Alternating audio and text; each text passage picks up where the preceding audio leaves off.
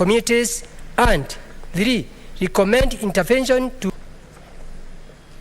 Madam Speaker, I arise pursuant to a standing order 53.1 to check a statement from the Standing Committee on National Security, Defense and Foreign Relations regarding an arsonist attack which left 7 members of the family dead in Gemare, Ferenc, Gesese, Sublocation, Runyenjes constituency, Embu County.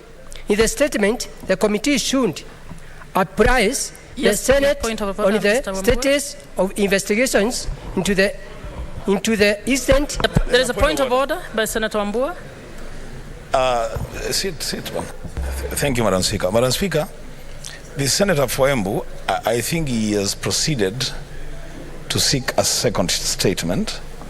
I don't know whether that was supposed to happen, or he has to seek the permission of the chair to seek a second statement. The second statement is actually listed, so it is okay for him to read it. Continue, Senator.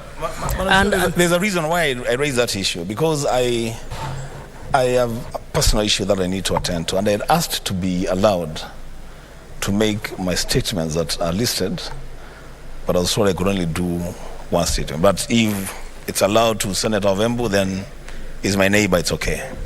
Senator, we have agreed that he will be the last to read his statements, and then we will postpone all the others, because we've spent more than 1 hour on the statements. Yes, sir.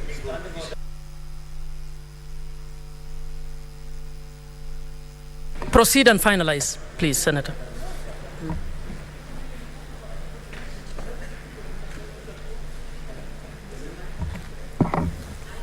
Proceed.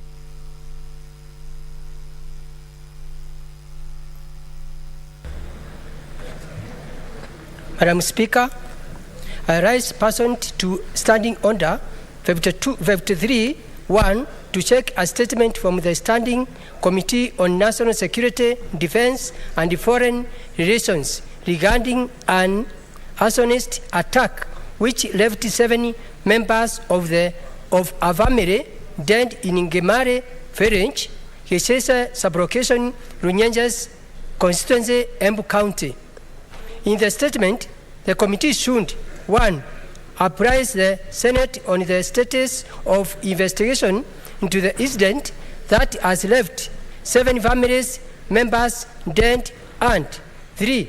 State the reasons for the inordinate delay by respective agencies in treating this matter with the agency it deserves, outlining the targeted intervention in strengthening security in the area and ensure the safety of residents of the county.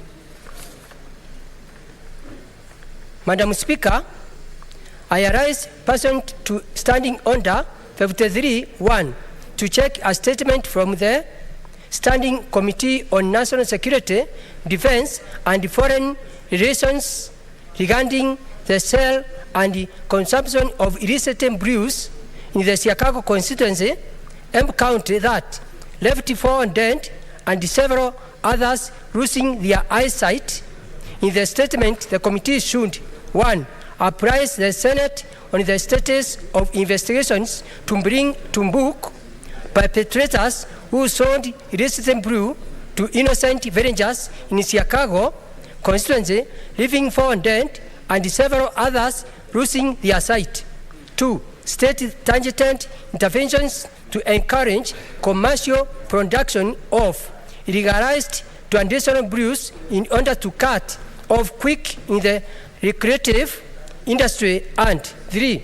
State measures to raise awareness on accessible and affordable traditional brews to discourage the market making and selling of life-threatening brews, which has been going on across the country. Thank you, Madam Speaker. Honorable Senators, we will defer the remaining statements because we have spent a lot of time on this. Next order, please. Order number 8, a motion, appointment of a joint select committee on election of members to the East African Legislative Assembly.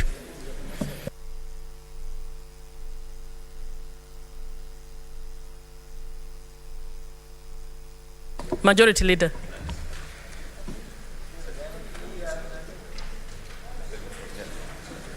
Thank you, Madam Speaker. Madam Speaker, acknowledging that the East African Legislative Assembly is established under Article 9 of the Treaty for Establishment of the East African Community as one of the key organs and institutions of a community responsible for the community's legislative matters. Recognizing that Article 50 of the treaty provides for the elections of members of EALA by representative partner states legislature in accordance with their parliamentary procedures for a term of 5 years.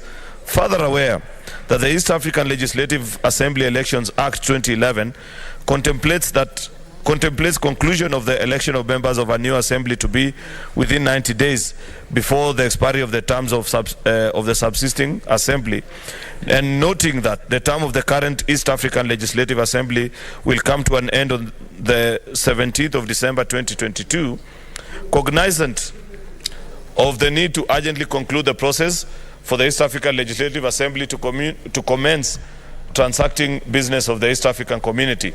Now, therefore, in accordance with the provisions of Rule number 9 of the House of Parliament Joint Sitting Rules, the Senate resolves as follows. 1. To establish a joint select committee consisting of 7 members from each House of Parliament to undertake functions contemplated under the East African Legislative Assembly elections of members of the Assembly, Rules of 2017. 2. That the following members represent the Senate in the Joint Select Committee. Those are Senator Daniel Kitonga Maanzo, Senator Rafael Chimera, Senator Joyce Chepkoech Korir, Senator Miraj Abdullahi Abdul Rahman, Senator Chute Mohamed Said, Senator Joseph Githuku Kamau, Senator Beatrice Akinyi Oyomo. 3. That the offices of the clerks of the Houses of Parliament provides the Secretariat services to the Joint Committee in accordance with the standing orders, and that the Joint Committee reports to the House of a Parliament within the timeline stipulated in the East African Legislative Assembly election of the members of Assembly Rules 2017. Madam Speaker, this is a fairly straightforward matter. It's actually more of a procedural motion because we are just setting up a committee whose main duty, Madam Speaker, shall be to oversight or provide just guidance necessary that may be needed from one time to the other for the technical team made up of representatives from both Houses of Parliament that will oversee this process of the election of members of Parliament to join the members of Parliament for East African Legislative Assembly. Madam Speaker, you are aware that Kenya is actually a founder state from amongst the other EAC communities together with Tanzania in the year 1999. I think this will be the fourth, if I'm not misguided, Madam Speaker, cohort of members of Parliament that we are sending to the Legislative Assembly. Each year at the beginning of a term, we do this, elect members of Parliament. People express their desire to join this House. It's largely a process driven by the political parties or the majority and minority side of both sides of the House, Madam Speaker. These members shall work actually in consultation with the leadership of both sides. You know very well, Madam Speaker, that as per our election rules, for each position that is available, we present, the parties or the sides of the House present 3 candidates. The total number of representation from Kenya is 9. So therefore the minority side will have their list of 12 candidates, and the side of the majority will have their list of 15 members. That is 3 for each of the 5 allocated slots that the majority side has in both sides of Parliament, Madam Speaker. Once the names have been gazetted, or rather listed, the members will campaign, and members of Parliament that are here are the voters for that matter. They'll move around, share their ideals, speak on why they think they deserve to represent Kenya in the East African Legislative Assembly. Then, Madam Speaker, we are finalizing the process of the dates, but as it is right now, the proposed date is elections to be held on the 17th of November 2022. We don't want the previous experience where this House, and perhaps Senator Oburu will know this, the Kenyan Parliament delayed the setting up of the EALA Assembly, because by statute you cannot set up the House until all the member states have sent their representatives, and due to a delay in our own internal procedures as Parliament, we ended up delaying the establishment actually of the House by quite a number of months. That's not good practice, that's not good neighborliness, that's not in the spirit of the East African community, the way we espouse and we think of each other. That's why this time we want to conclude this exercise way in advance, at least a month even before the lapse actually of the current assembly, Madam Speaker, so that our colleagues can begin familiarize themselves with Arusha and the rest of the regions, study and move on to represent the country at this very important assembly. It's an assembly of the future, Madam Speaker. If you listen to the speech of the President, you listen to him as well when he visited our two neighboring countries, that's Uganda and Tanzania, you can see that the future is EAC. On many things, on matters trade, matters communication, and so many things which our colleagues that we are sending to East African Legislative Assembly will be tasked with developing the necessary protocols, all the laws that are necessary, Madam Speaker, to have a stronger East African community and ensure that we succeed together as a region. Because when we do so, Madam Speaker, it gives us, we are strong actually together as a union, as opposed to being in the small fragments of nations that constitute the East African community. Therefore, Madam Speaker, I want to request that this is a straightforward matter. I'd request my colleague, the minority leader, to second. Maybe, I don't know, if there's a lot of interest for members, you can allow maybe one or two just to make a comment, because it's fairly procedural, fairly straightforward. We have proposed the Honorable Dan Mahanzo to be the chairperson of his team, given the fact that among us the list of the members of Parliament listed here, senators listed, he's the senior most. We have no qualms that he comes from the minority side, because we believe that he represents the interest of the Senate in this particular committee, together with our colleagues in the National Assembly. Therefore, Madam Speaker, I beg to move and request the leader of minority to second.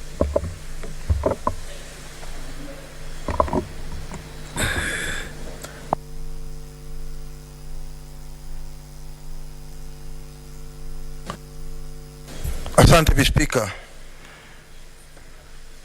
Speaker, kitu cha kwanza ni kwamba bunge letu la Afrika Mashariki linafika mwisho wake ama ukingoni ifikapo mwezi wa 12, na kunao muhimu ya kwamba hilo bunge likifika mwisho wa mwezi wa 12 tuwe tayari tumefanya mikakati ya kuona ya kwamba kunao Wakenya wengine ambao tutawachagua sisi wenyewe hapa ndani ya bunge ili waweze kutuwakilisha sisi katika lile bunge la Afrika Mashariki. Speaker, kama unavyoelewa ni kwamba bunge la Afrika Mashariki ni bunge muhimu sana. Ni bunge ambalo linaweza kuleta mikakati ambayo sisi kama wananchi wa Afrika Mashariki tutashirikiana.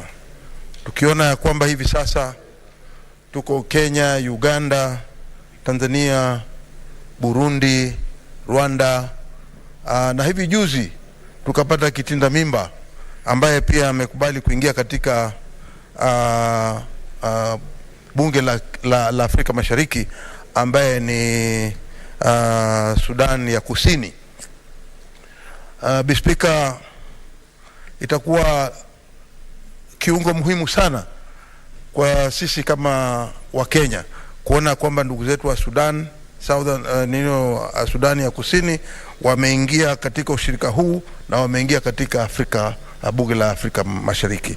Na ndio sababu kwa umuhimu wao ikaonekana ingekuwa vyema michezo hii ambayo itafanywa na waheshimiwa ambao kila mwaka huwa inafanywa mwezi wa 12. Ni michezo ambayo wanasiasa ama wabunge wa bunge letu la kitaifa na bunge la Senate hujumuika pamoja, tukaenda kucheza michezo mbalimbali inaweza kusisimua misuli, na hata dada zetu pia wanaweza pia kujiunga, na kuna mambo ya mbio, kuna mambo ya kuvuta kamba, kuna mambo mengi ambayo yanaendelea katika ushirikiano huo. Speaker, tukisema hivyo ni kwamba kunao muhimu kuweka kamati maalum ambayo inaweza kuangalia zile taratibu zimefuatiwa vyema, ili kuona ya kwamba wale ambao wanataka kupigania hivi viti, wale ambao wanataka kujihusisha ama kuweza kuchaguliwa ili kuweza kutuwakilisha sisi katika lile bunge la Afrika Mashariki, wameweza kupitia kwa kamati. Kwa hiyo kuna umuhimu wa sisi kama bunge la Senate kuweza kukaa chini na kuchagua maseneta ambao tunafikiria wana umuhimu sana katika ile kamati, ambao wataweza kuchunguza ni vipi na makadirio yao, taratibu zitakuwa namna gani, ili waweze kutuchagulia sisi watu ambao watakuwa wakisawasawa kwenda katika ile bunge la Afrika Mashariki. Speaker, katika hiyo kamati tumesomewa majina, na katika yale majina Speaker, sisi tumeonelea kwamba wote ambao wamechaguliwa wanafaa kabisa katika zile nyadhifa. Wote ambao wamechaguliwa pia wanao uwezo wa kuweza kutuwakilisha sisi kama bunge katika ile kamati ndogo itakayochunguza. Kwa hiyo Speaker, nina imani ya kwamba yule aliyechaguliwa kama mwenyekiti ambaye ni wakili aliyebobea, ndugu yetu Seneta Manzo, seneta wa Makueni, ni kwamba anao tajriba ya kuifanya ile kazi. Pia vile vile amekuwa pia akijihusisha sana na hata katika koti ile ya Afrika Mashariki. Amekuwa huko na amekuwa akifanya hizi kazi zingine zinahusiana na bunge letu la Afrika Mashariki, na katika ile hali ni kwamba tumeona yeye ana tajriba ama ana experience ya juu sana, na tukiona kwamba ni uchaguzi ule utakaokuwa tutaangalia katika yale makaratasi ya wale ambao watakuwa wana haja kusimama katika hivi vyeo, yeye ameweza kukadiria na kufika kile kiwango. Speaker, tukiwa tunatakia kila laheri katika kazi hii ambao watatuwakilisha sisi kama bunge la Senate, tuna imani ya kwamba kazi wanaijua na wataifanya, na niko na imani na maseneta hawa wote ambao tumeweza kuwaweka hapo, na mimi nataka kuunga mkono yote aliyosema ndugu yangu kiongozi wa walio wengi. Asante Speaker.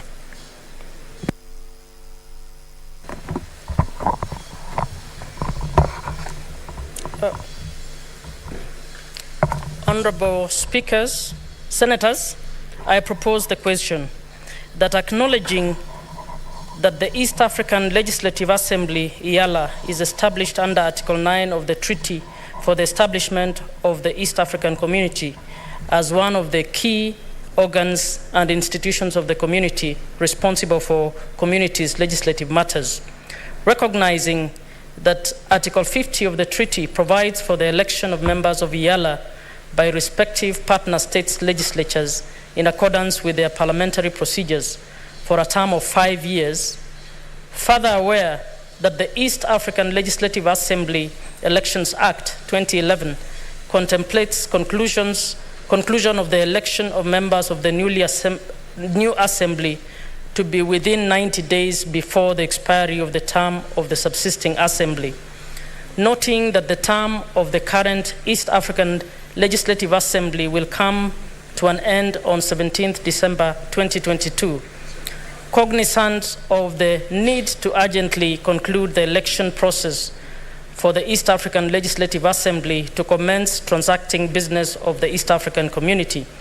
Now, therefore, in accordance with the provisions of Rule 9 of the House of Parliament Joint Sittings Rules, the Senate resolves to establish a joint committee consisting of 7 members from each of the House of Parliament to undertake the functions contemplated under the East African Legislative Assembly elections, elections of members of the Assembly Rules 2017, that the following members represent the Senate in the Joint Select Committee. Number 1, Senator Daniel Kitonga Maanzo, co-chair. Senator Raphael Chimera Mwinzangu. 3, Senator Joyce Chepkoech Korir.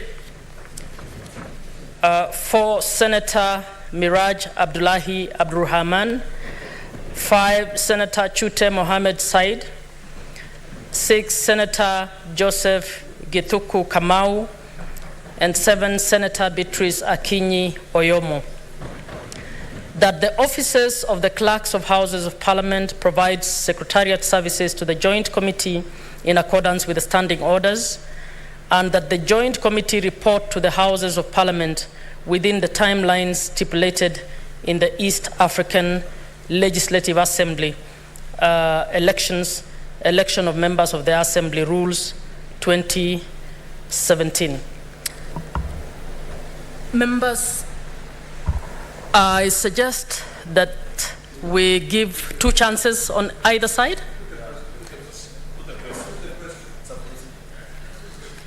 Okay.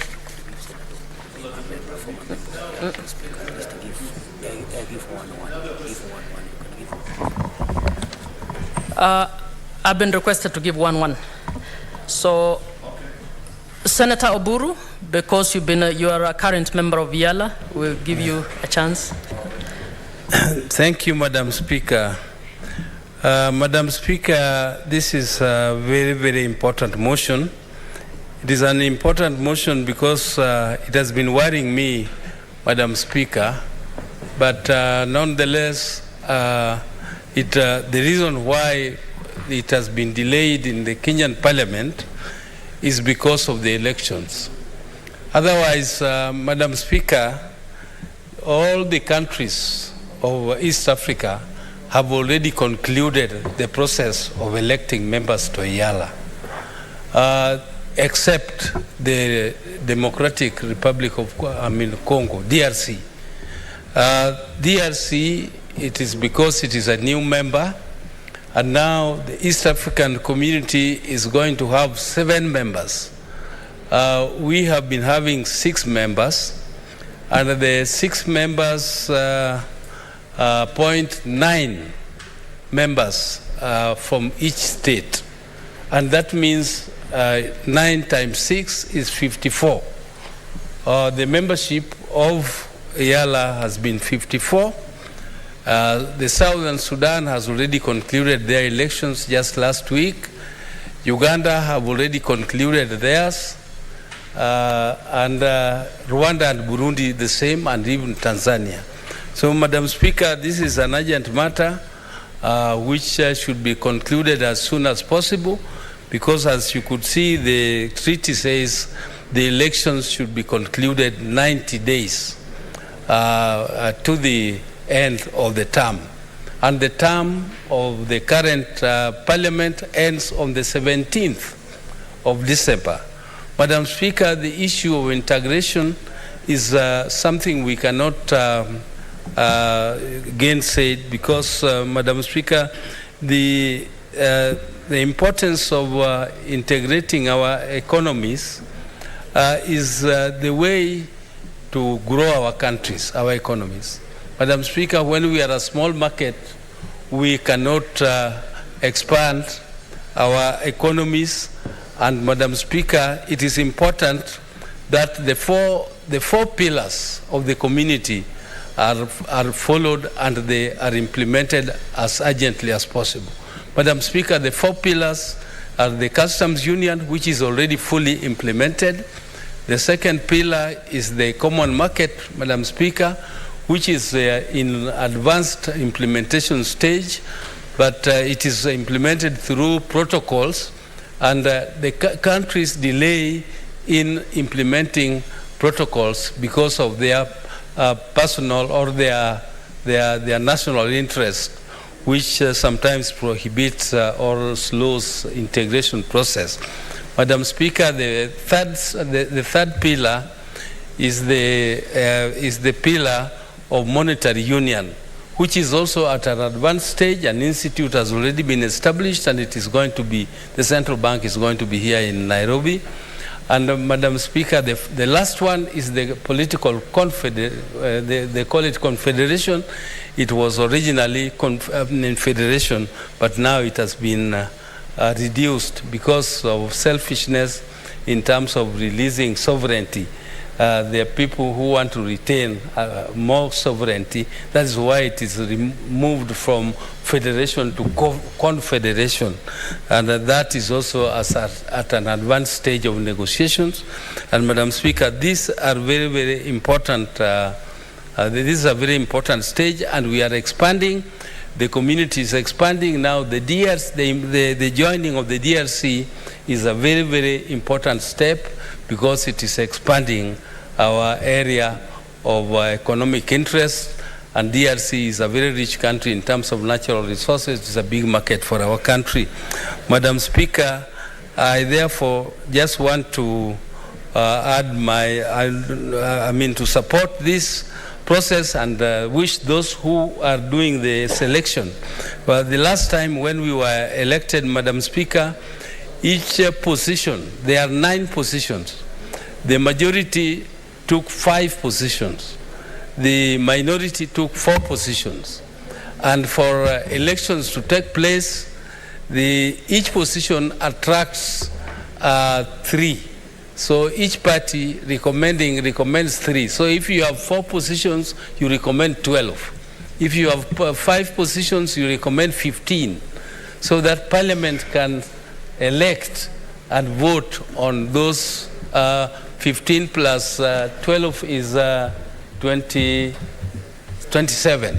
So Parliament votes on the 27 and you select 9 out of the 27. So it is an election. It is very tough.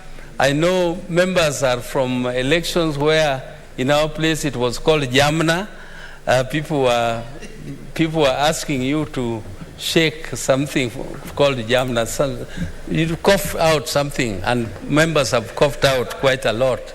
And please don't overtax those who want to be members of EALA, but be fair to them and select the best people to represent our interest in the community. Madam Speaker, with those few remarks, I want to end my speech there. Thank you, Madam Speaker, for the opportunity. Senator Munkatana, 2 minutes only. Yes, Madam Speaker, I want to thank you for giving me this opportunity. Madam Speaker, I'm going to say only one point and say it very briefly. Madam Speaker, I want to congratulate Senator who has just spoken before me, our senior in this House, for the time that he has spent in EALA. Madam Speaker, the point I wanted to make is that EALA has been a big disappointment. Big disappointment. Not only to Kenya, but to the rest of East Africa community. Mr. Speaker, those who are going to be chosen this time round, it is my prayer that they will not be like the past legislators who have gone there and we never hear about them again. Mr. Speaker, Madam Speaker, the only time we hear about EALA and the East African community is when we hear the executive arm of governments, of those governments, meeting in Nairobi or Arusha or some other place. We never just get to hear about the East African legislator. And I just wonder why. Here in Kenya, Madam Speaker, we are always hearing what Parliament and Senate is saying, the National Assembly and Senate. But, and then we also hear from the executive. Madam Speaker, the EALA, it is like, people just go there and they disappear. We never hear from them. We don't know their session. The last time we heard from them is when they had this circle movement and they came to Kenya for a few minutes, for a few days, and then they disappear. We don't hear motions. We don't hear anything. So my appeal is that those who are going to be selected this time round, don't let us down. Don't go there and kill East Africa. Don't go there and let us think that East African community is a community of heads of state. Let us hear debates. Let us hear our views being expressed by you people there. Let us hear motions being moved, some decisions being made through popular vote. We want to see a vibrant East African Parliament. Don't go there and just pass some 5 years, then, blah, blah, blah, create some CV. Madam Speaker, let us see something. Let us see a difference. That is what I wished to say. I thank you, Madam Speaker. Thank you, Senator. I think now I'll call upon the mover to reply.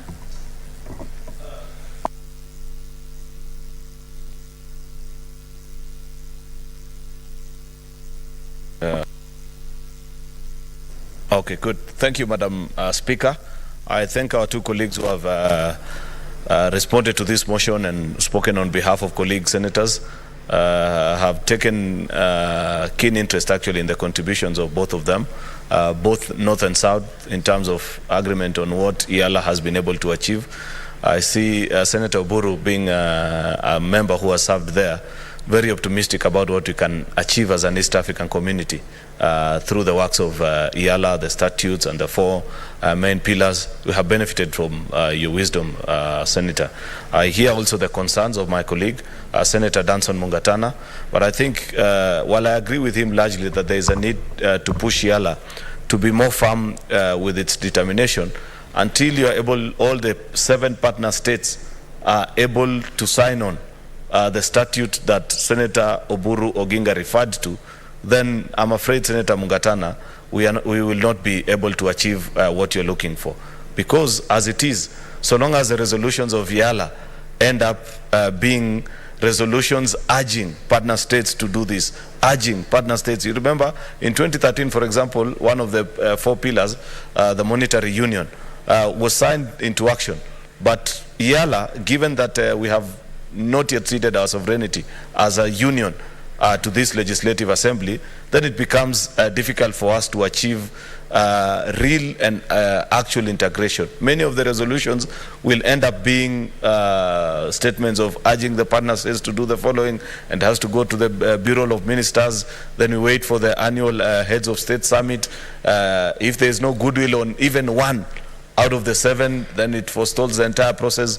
So I want to believe maybe as we continue to integrate and speak to the rest of our colleagues in the region, it's upon us to help them understand and appreciate why signing on to the 4th pillar, making EALA a proper parliament whose decisions will be equivalent to the decisions of the partner states, and that will have the full force of law, it is going to be a completely difficult situation for us to expect that we shall achieve all the objectives of EAC. But there's a lot to be enjoyed at this particular point, many things. At least we have, we celebrate little gains, like just having an EAC, the common passport for the region, with the joining of Democratic Republic of Congo. I want to believe that them having signed on all the necessary protocols, with my passport, I can cross over to Kinshasa the way I do when I'm headed to Kericho, Mr. Speaker. That's something little to celebrate about. Of course, I looked forward to a time where we'll be able to achieve more, as Senator Mungatana has said. Therefore, I agree with our colleagues that we shall expedite this process. I want to urge the 7 senators, Senator Manzo, that you must lead your team tomorrow into sitting down with your colleagues in the National Assembly. They already passed their team of 7 last week. So you must have your meeting tomorrow, first thing in the morning, and begin on this work, because we want to conclude on this exercise by the 17th of November. Members can vote. The reason why we have to do it by 17th of November is that, remember, from the 20th of November, many members are likely to head out of the country for the East African Legislative Assembly Games. You don't want half the house outside when you're doing such an important exercise. Therefore, you don't have time. Time is not on your side. Thank you, Madam Speaker. Thank you.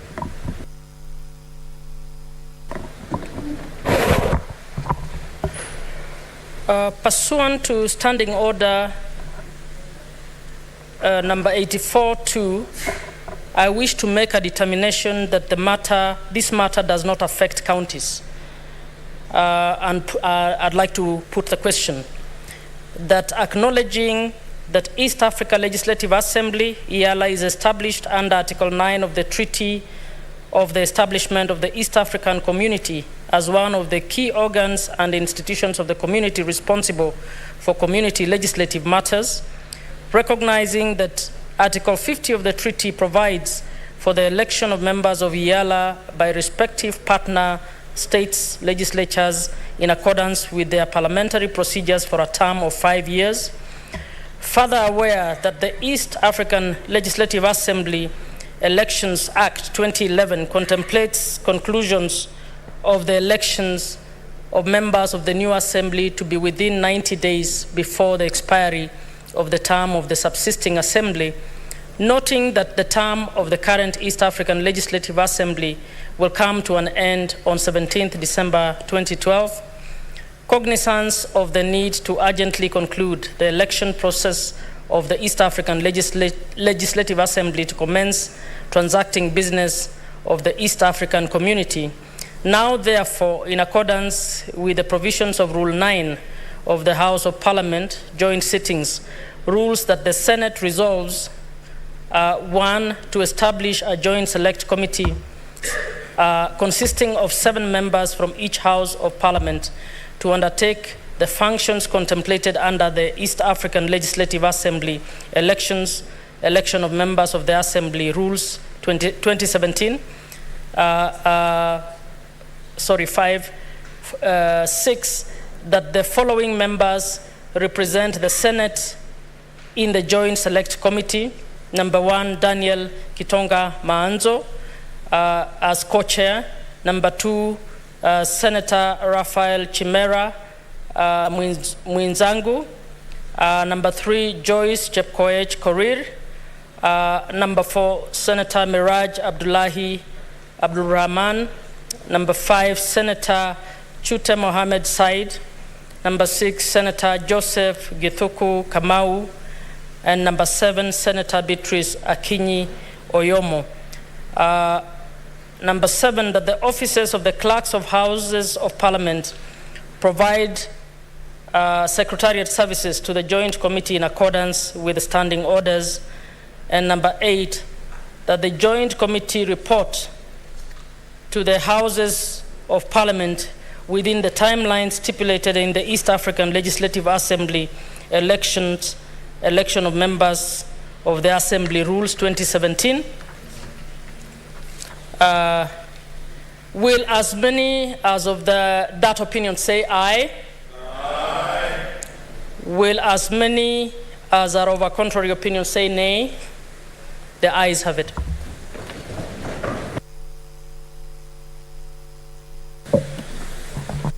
Next order. Order number 9, motion, approval of senators to serve in the County Public Accounts Committee, County Public Investments and Special Funds Committee, and the Committee on Delegated Legislation.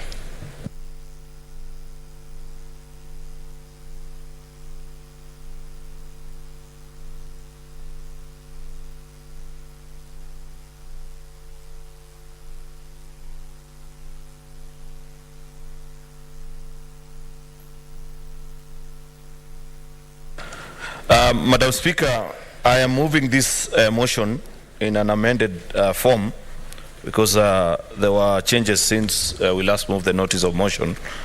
Therefore, pursuant to Standing Order number 193, 194, 195, and 199, the Senate approves the following senators nominated by the Senate Business Committee to serve in the select committees of the Senate as follows. A, County Public Accounts Committee. The following senators: Samson Kiprotich Cherargei, John Methu, Mariam Sheikh, Mwenda Gataya, Moses Otieno Kajwang, Fatuma Adendulo, Richard Moimoma Onyonka, Edwin Watenya Sifuna, and Andrew Omtata Okoiti. B, County Public Investments and Special Funds Committee. The following senators, 9 of them: Onesimus Kipchumba Murkomen, Paul Karungo Dhangwa, Maureen Tabitha Mutinda, Miraj Abdullahi Abdul Rahman, Eddie Gisheru Okech, Ledama Olekina, Hamida Kibwana, Professor Tom Ojenda, and Godri Atieno Osotsi. C, the Committee on Delegated Legislation, the following 9 senators. Number 1, Mwenda Gataya Mofaya, Danson Buya Mugatana, Gloria Magoma Oroba, Joyce Chepkoech Korir, Julius Murgor Recha, Daniel Kitonga Manzo, Bernard Faki Mwenyehaji, Betty Batuli Montet, and lastly, Senator Agnes Kavindu Mudhama. Mr. Speaker, this should bring to a close the setting up of our committees of parliament. We began this exercise last week. Madam Speaker, this should bring to a close the business, actually, of setting up the various committees of parliament. We began this work last week on Thursday. We were not able to conclude because of the debate and many members that wanted to speak, actually, that particular time. In fact, I do recall, and I owe, I think, one to Professor Ojenda, and I think it was Eddie or somebody else, that I gave a promise that when we resume today, Madam Speaker, I don't have such powers, but I promise them anyway that I will be their advocate in ensuring that they get the opportunity to make comments on how the committees have been set up generally. Because you remember, we were running short of time, and they were magnanimous enough to agree to drop out from their request to speak at that particular time, so that they be given the opportunity today to give their comments and general feelings about how the Senate Business Committee has set up the various committees of Parliament. Madam Speaker, we did 14 standing committees. Today we are doing the sessional committees, 3 of them, Madam Speaker, picked senators with different diverse backgrounds, different giftings, people who understand. There are very many attributes that you can say about each of the senators that has been carefully selected to serve in each of these 3 committees, Madam Speaker. I believe the men and women that have been picked here have got what it takes actually to serve this House, ensure that we achieve that which was intended by the drafters of our Constitution, Madam Speaker. Particularly, Madam Speaker, the County Public Accounts Committee. You know, this is a very important committee, Madam Speaker, and I want to urge colleague senators, I will not hide my feelings about it, because on many occasions I hold the radical view that, Madam Speaker, and I don't say this to say that I disagree with the formation of this particular committee. I support 100%. That's why I gave the notice of motion. That's why I'm urging colleague senators to vote for it. But my thinking on Public Accounts Committee, even from last Senate and the one that was there before, is that it ought to be a committee actually of all the 47 delegations, Madam Speaker, because that's the only way you can be able to earn the respect of your county government, so that when you voice out certain issues, your voice will be taken seriously. You know, what colleague senators are about to discover is that if you find yourself in the unfortunate situation, say like Senator Ojenda, good Senator Sifuna, where you have county governments that are headed by former senators, they understand the strength and the limitations of Senate. Sometimes you try to do your work so diligently, but because they have been here and they know the length through which this House can reach, sometimes your voice is ignored. And therefore, how do you make senators respected and make their voice be a voice of authority in the county assembly? You can only achieve that, Madam Speaker, by ensuring that you have a committee where at least once every financial year, your governor appears before you with maybe 4, 5, or 6 of your colleagues from different counties, and they answer for how they have appropriated and used the public funds that you have devolved to the various counties, Madam Speaker. Because you don't get that particular chance, and I have seen this from experience. I'm saddened to say this is a fact that we'll see perhaps, and I pray that it doesn't happen in this particular county, this particular session of a County Public Accounts Committee, Madam Speaker. You go before public accounts and you find that your governor, because you know, this is a political world, some of them have been senators before, they have friends, they have family, and you find that your own colleague senators actually gang up against you as you try to raise issues that concern the people that you represent in this particular House. You know, Madam Speaker, last Senate, when we went to Kitui during the Senate Mashinani program, and we invited the 3 neighboring counties, at the time I discovered how much county governments fear being grilled being grilled before members of the public, especially in their own locality. Because my thinking was that if you were to form such a committee, they would not even need to hold their sittings here in Nairobi. You go and hold your sittings in Kisumu, in Busia, in Kericho, in Nyamira, in all our various counties, and have your governor come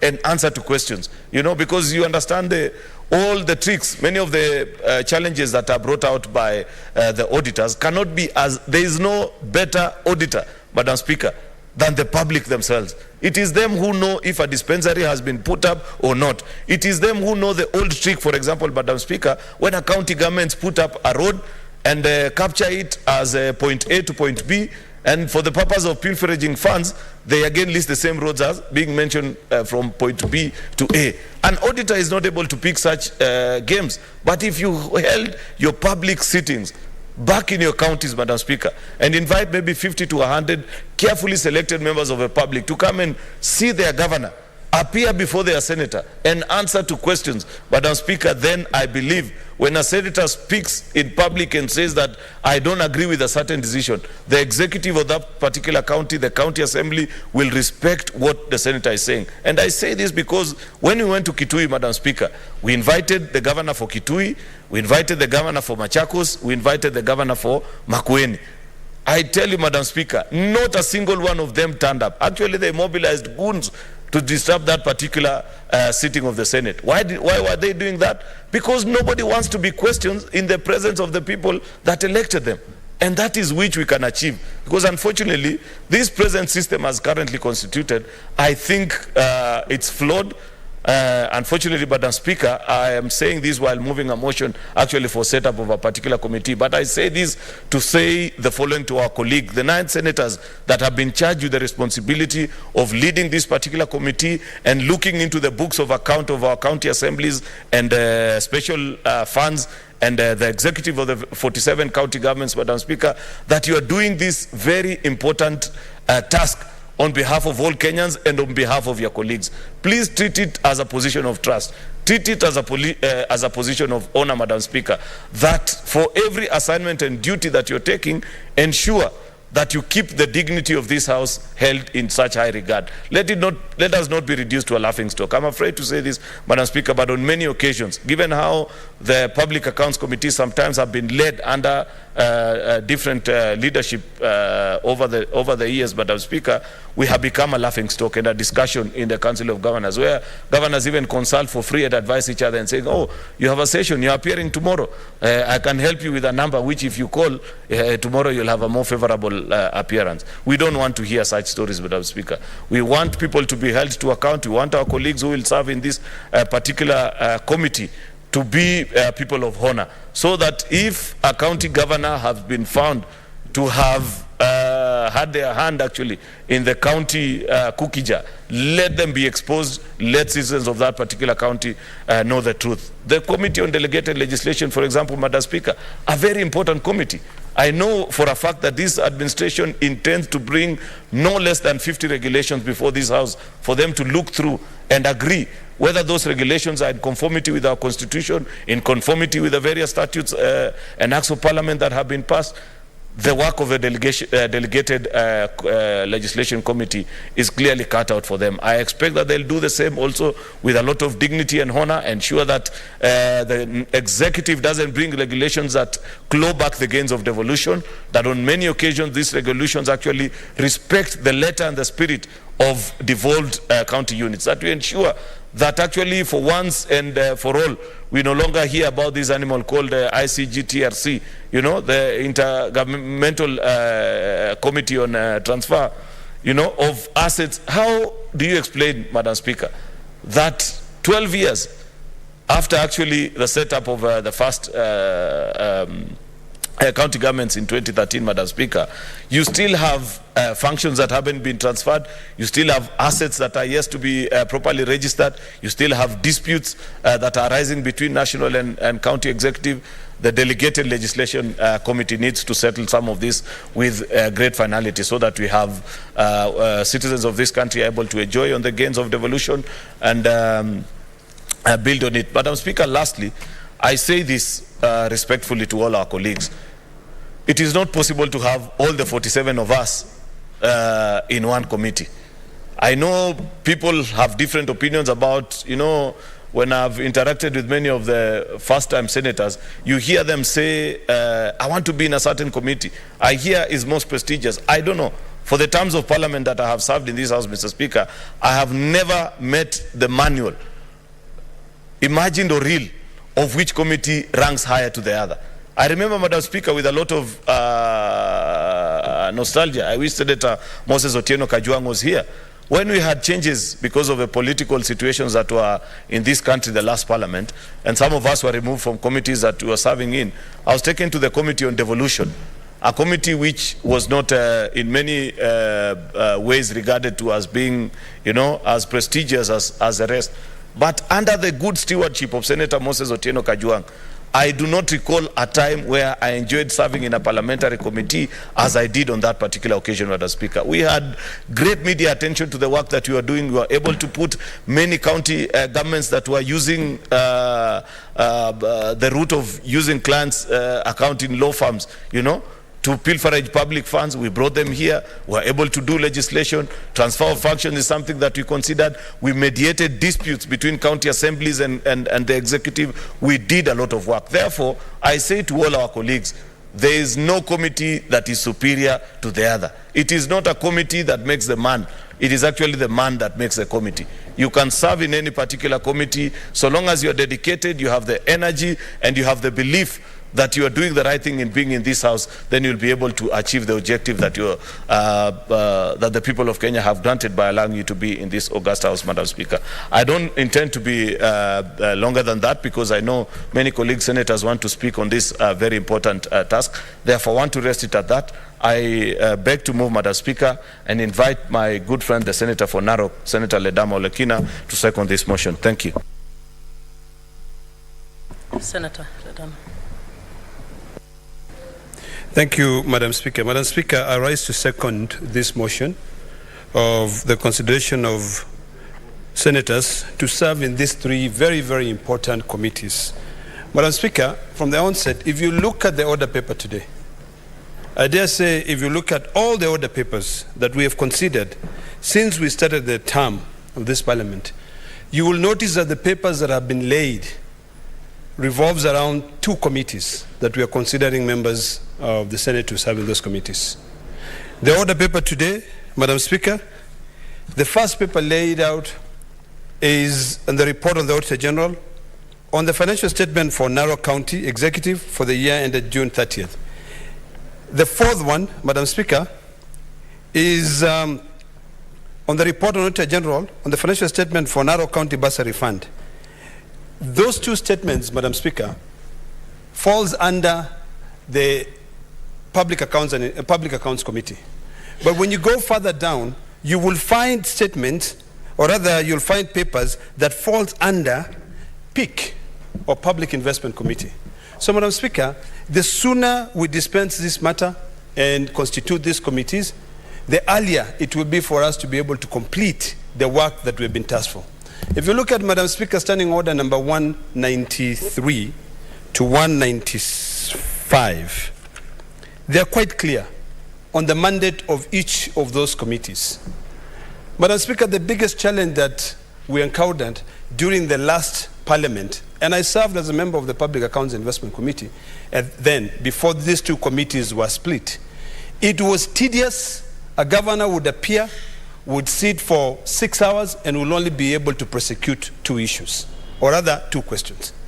I want to echo the sentiments of my colleague, the majority leader, that those senators, distinguished senators, who have been tasked with a mandate to be able to oversight the county governments, that mandate is very, very clear, because it calls for you as a person to be able to respect the principle of the fiduciary duty.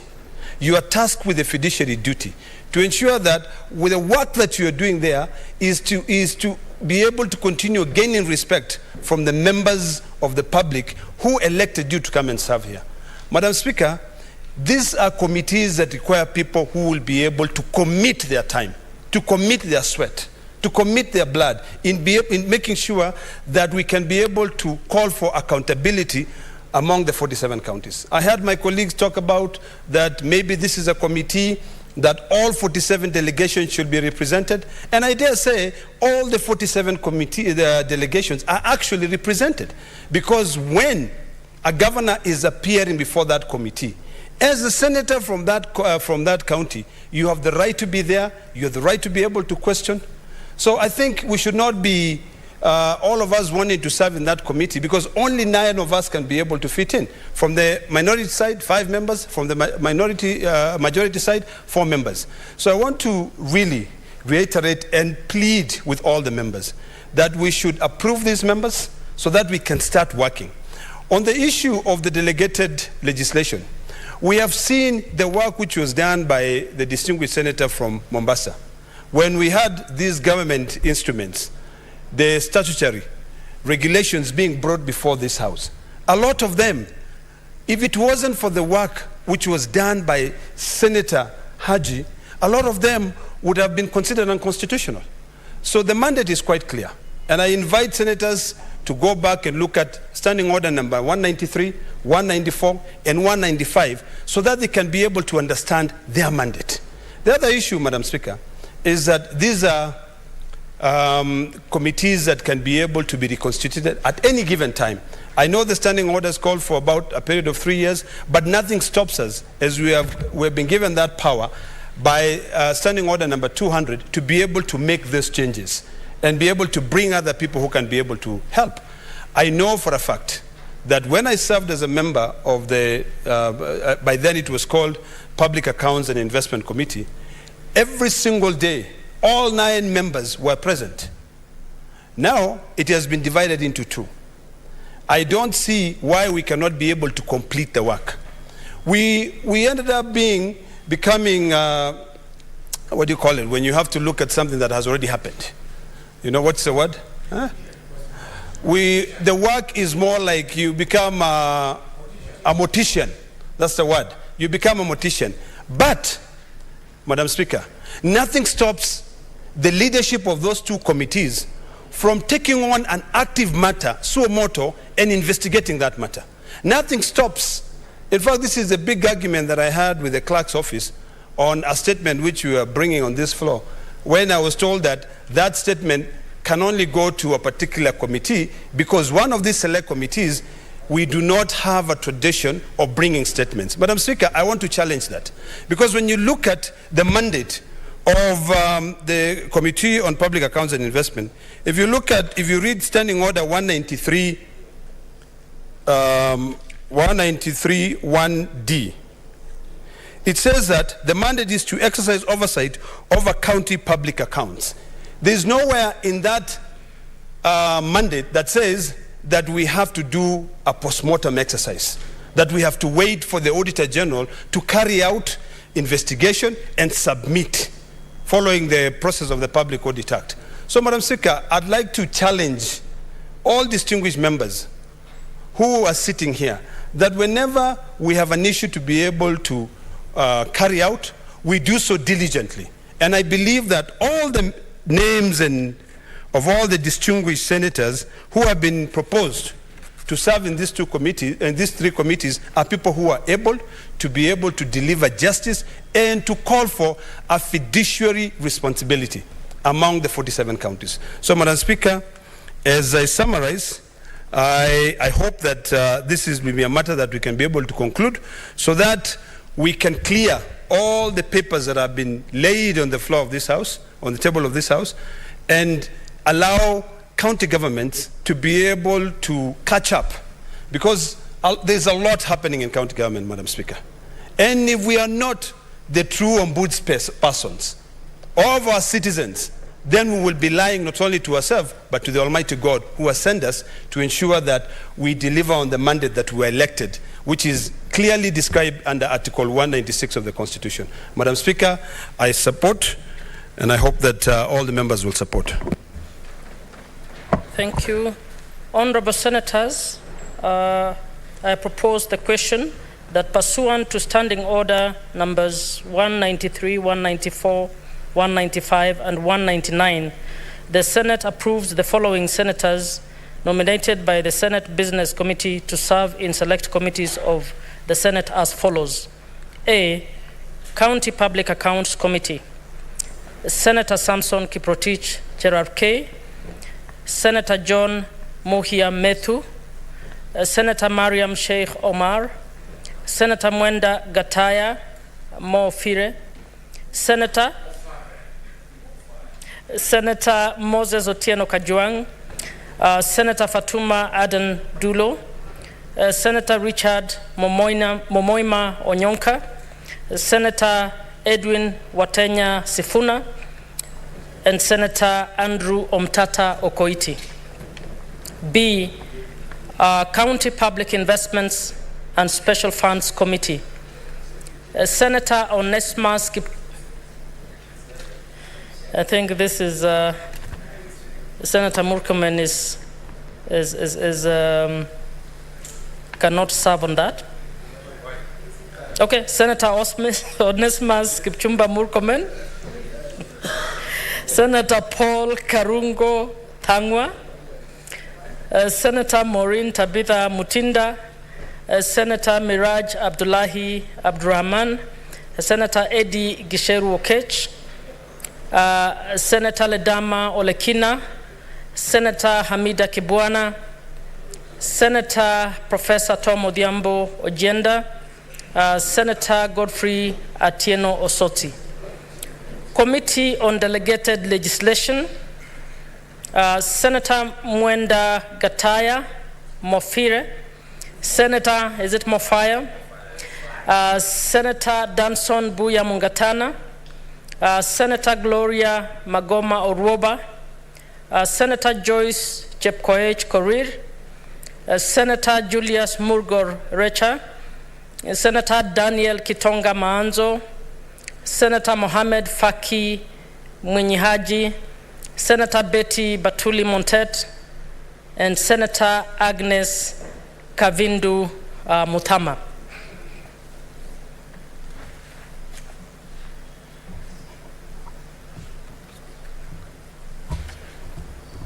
I now invite members to make their contributions, beginning with Senator Osoti. Thank you, Madam Speaker, and congratulations for being our chair today. Madam Speaker, I don't have really much to say, but I just want to emphasize that the three committees are very crucial in our work for oversight, particularly the County Public Accounts Committee and the County Public Investment and Special Fund Committee, which really are the two committees that oversight the financial status of our counties. So I want to encourage the members who will sit on the two committees to put in a lot more effort in trying to help this country and Senate on matters of transparency and accountability in our counties. Madam Speaker, we have a lot of challenges on matters to do with financial transparency in counties. We see a lot of wastage, we see a lot of theft of public funds, and these are happening in our various counties. So this committee should really help Senate to come up with actionable reports so that the culprits who are involved in all these theft should be brought forward and punished. So, Madam Speaker, my expectation, and I'm happy I'm a member of PIC, I'll exercise my time there and my experience to ensure that we produce reports that are actionable. Madam Speaker, we have been blamed as Parliament, not just Senate alone, even National Assembly, that we give reports which are not actioned. And looking at the standing orders of the Senate, each committee has the powers to follow up on the implementation of its own resolution.